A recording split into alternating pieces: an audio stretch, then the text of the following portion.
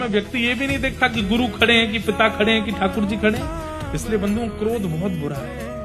कभी भी क्रोध में कहीं जाओ, कथा में, मंदिर में और सत्संग में क्रोध में नहीं जाना चाहिए।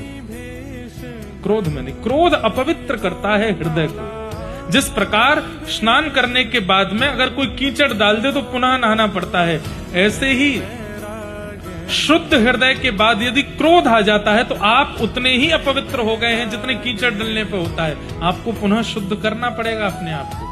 क्रोध में कभी मंदिर मत जाओ, क्रोध में कभी कथा में मत जाओ, क्रोध में कभी सत्संग में मत जाओ। और अंतिम बात, जीवन के कोई भी निर्णय कभी क्रोध में मत लो, क्योंकि क्रोध अपवित्र करता है वाणी को, विचारों को।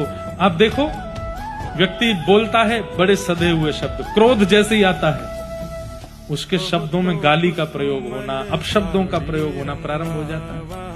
व्यक्ति विचार बहुत शुद्ध रखता है, लेकिन जैसे ही क्रोध होता है विचारों दूषित हो जाते हैं, सब चीज अपवित्र हो जाती है क्रोध के आते। और जिन लोगों को बहुत क्रोध आता है, सोच लीजिए आपका नहाना धोना किसी काम का नहीं है, अपवित्र ही रहते हो, आप क्रोध ही करते रहते हो।